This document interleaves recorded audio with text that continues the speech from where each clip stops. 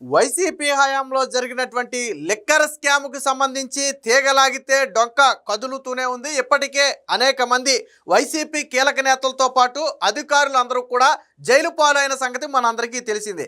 తాజాగా ఎవరైతే రాజు కసిరెడ్డికి తోడలుడుగా ఉన్నటువంటి అవినాష్ రెడ్డి ఇటీవల కోర్టు ఆదేశాలతో లొంగిపోయాడో, నిన్న ఎట్టకేలకు 3-4 రోజుల విచారణ తర్వాత నిన్నైతే నోరు తెరవడం జరిగింది. సో ఒక విషయం అయితే స్పష్టంగా చెప్పాడు. నిన్న అవినాష్ రెడ్డి చెప్పింది ఏంటంటే, ముంబై హవాలా వ్యాపారి అయినటువంటి అనిల్ చోక్రా ద్వారా జరిగిన హవాలా సొమ్మంతా కూడా నాటి వైసీపీ పెద్దలే తీసుకున్నారు, ఇందులో నాకు ఎటువంటి సంబంధం లేదు అని కొండ బద్దలు కొట్టినట్టు తేల్చారు. అయితే ఎవరా వైసీపీ పెద్దలన్న ప్రశ్నకు మాత్రం అవినాష్ రెడ్డి సమాధానం చెప్పలా. సో అంతిమంగా ఫలానా వ్యక్తి అని నేను చెప్పలేను, కానీ ఆ సొమ్మంతా కూడా నాటి వైసీపీ పెద్దలే తీసుకున్నారు, అది మాత్రమే నేను చెప్పగలను.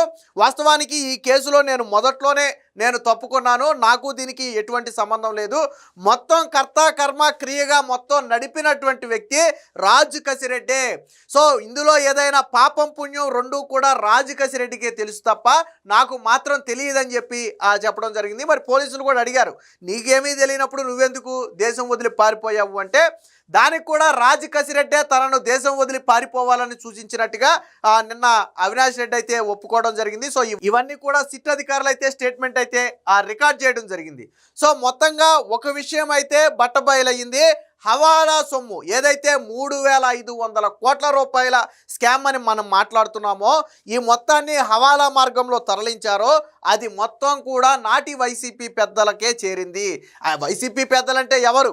జగన్మోహన్ రెడ్డి అనుకోవాలా, లేదా మిథున్ రెడ్డి అనుకోవాలా, చెవిరెడ్డి భాస్కర్ రెడ్డి అనుకోవాలా, లేదా ఇంకా ఈ కేసులో ఇన్వాల్వ్ అయినటువంటి ఇంకా థర్డ్ పర్సన్స్ ఏమైనా ఇప్పటి వరకు వెలుగులోకి రాని వ్యక్తులు ఎవరైనా ఉన్నారా? సో ఇప్పుడు దీని మీద చర్చ అయితే నడుస్తుంది.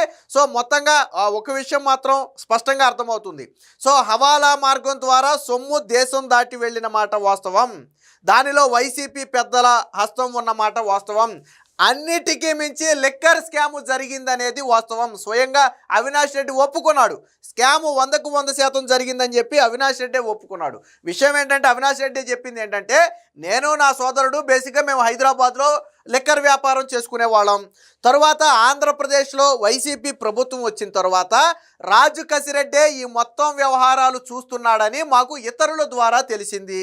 చాలామంది మద్యానికి సంబంధించి ఆర్డర్ల కోసం రాజు కసిరెడ్డినే సంప్రదిస్తున్నారనే విషయం తెలిసి ఆల్రెడీ రాజు కసిరెడ్డి తోడలుడే అవుతాడు అవినాష్ రెడ్డి.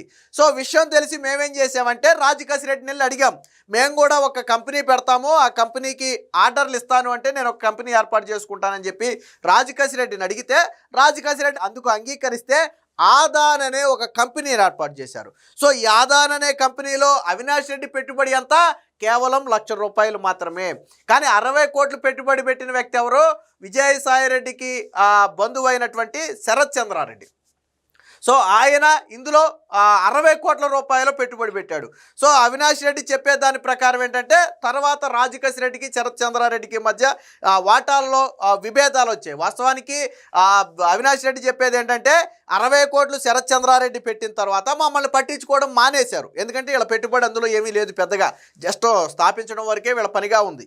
సో మా పాత్ర లేదు, మమ్మల్ని వదిలేస్తే నేను ప్రారంభంలోనే దాని నుంచి బయటికి వెళ్ళిపోయా, దాని నుంచి నేను స్టార్టింగ్లోనే వైదొలిగిపోయా. సో ఆ తరువాత అందులో ఏం జరిగింది అనేది నాకు ఏమీ తెలియదు. ఏదన్నా ఉంటే నేను వైదొలిగిన తర్వాత మొత్తాన్ని కూడా రాజు కసిరెడ్డి చూసుకున్నాడు. దాన్ని మొత్తాన్ని కూడా ఎవరు నడిపారయ్యా అంటే రాజు కసిరెడ్డి నడిపాడు.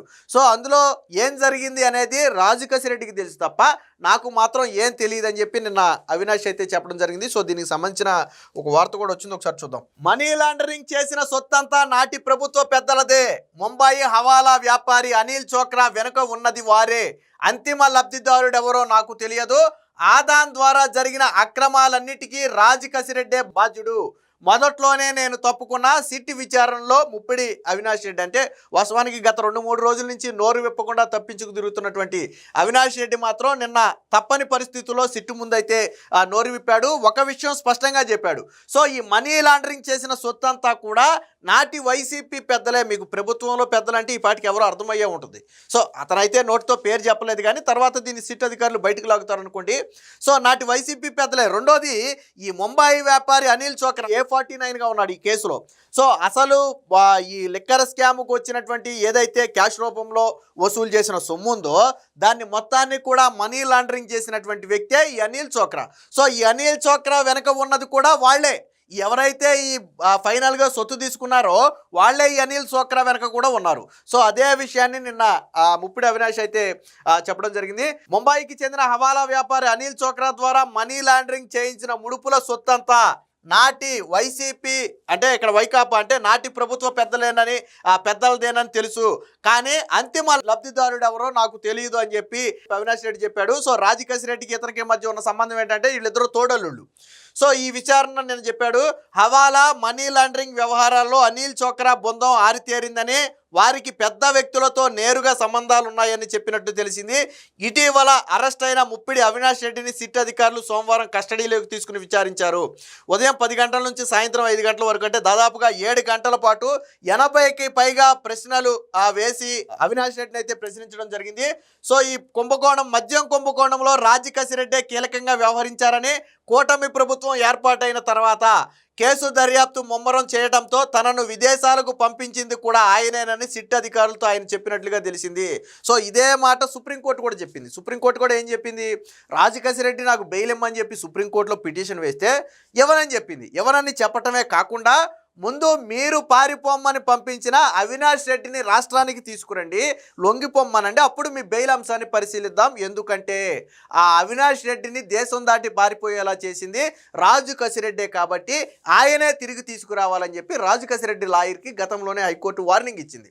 సో తప్పని పరిస్థితుల్లో నిన్న అవినాష్ రెడ్డి కూడా చెప్పింది ఏంటంటే కేసు మరింత క్లిష్టంగా మారటం, ఇదే సమయంలో సుప్రీంకోర్టు దీని మీద సీరియస్గా ఉండటంతో తప్పని పరిస్థితుల్లో జరిగిన వాస్తవాలు చెప్పడానికే నేను దేశానికి తిరిగి వచ్చానని చెప్పి అవినాష్ రెడ్డి ఒప్పుకున్నాడు. అవినాష్ రెడ్డిని పారిపోమని చెప్పింది కూడా రాజకేశ్ రెడ్డి. ఈ విషయాన్ని కూడా నిన్న స్వయంగా సిట్ అధికారుల ముందు రాజకేశ్ రెడ్డి అయితే ఒప్పుకున్నాడు. సో వాటాల విషయంలో రాజకేశ్ రెడ్డికి శరత్ చంద్రారెడ్డికి మధ్య గొడవ వచ్చిందని చెప్పి చెప్తున్నారు.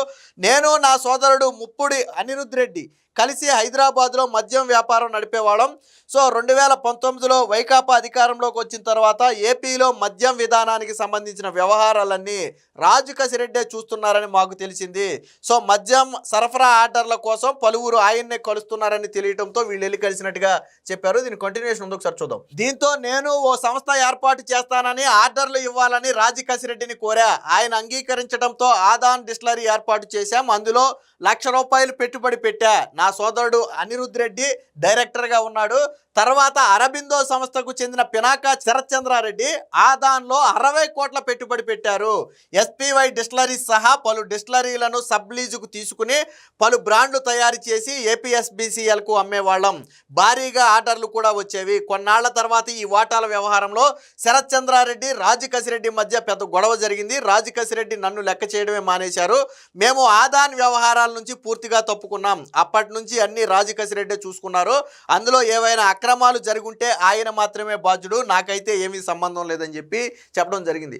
సో నేను రాజకేశ్ రెడ్డి దగ్గరికి వెళ్ళిన మాట వాస్తవం. ఆదాన్ అనే ఒక సంస్థను ఏర్పాటు చేసి దాని ద్వారా స్టార్టింగ్లో లిక్కర్ని అమ్మిన మాట వాస్తవం.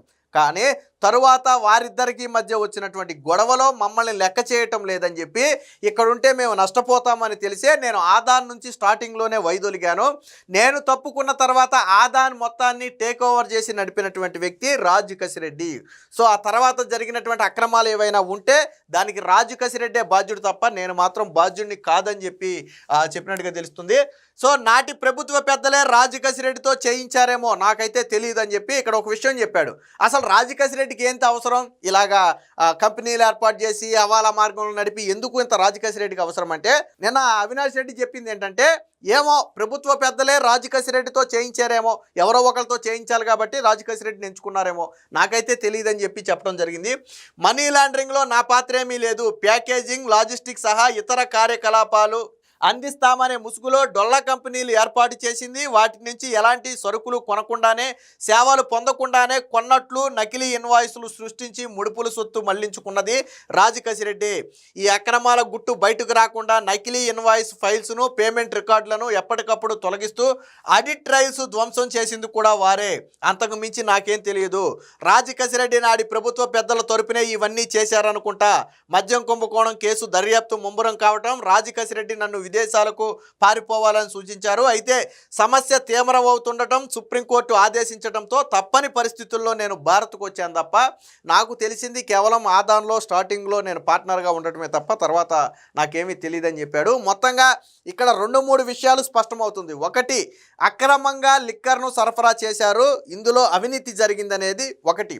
మనీ లాండరింగ్ జరిగింది, దాని వెనక ప్రభుత్వ పెద్దలే ఉన్నారు, ఆ సొత్తు కూడా ప్రభుత్వ పెద్దలకే చేరింది అనేది 2. మూడోది, రాజ్ కసిరెడ్డి వెనక ప్రభుత్వ పెద్దలే ఉండి ఈ మొత్తాన్ని కూడా నడిపించారనేది ఇప్పుడు నిన్న అవినాష్ రెడ్డి చెప్తున్నటువంటి మాటలను బట్టి అర్థమవుతుంది. ఏది ఏమైనా మొత్తంగా ఈ లిక్కర్ స్కామ్లో ఎవరా ప్రభుత్వ పెద్దలు అనేది ఇప్పుడు క్వశ్చన్ మార్కు. ప్రభుత్వ పెద్దలకే చేరింది అని మాత్రం చెప్పాడు కానీ ఎవరు అనేది చెప్పాల. ఇక మీ అందరికీ అర్థమై ఉంటుంది ప్రభుత్వ పెద్దలంటే అంతిమంగా రాష్ట్రంలో ఎవరు సుప్రీంగా ఉంటారు, ఎవరు ఈ స్కామ్ వెనక ఉన్నారనేది అందరికీ తెలిసిన విషయమే. మొత్తంగా ఏది ఏమైనా ఈ లిక్కర్ స్కామ్ విషయంలో ఇప్పుడు అవినాష్ రెడ్డి నోరు విప్పటంతో వైసీపీకి మరిన్ని కష్టాలు అయితే ముదిరాయని స్పష్టంగా చెప్పొచ్చు.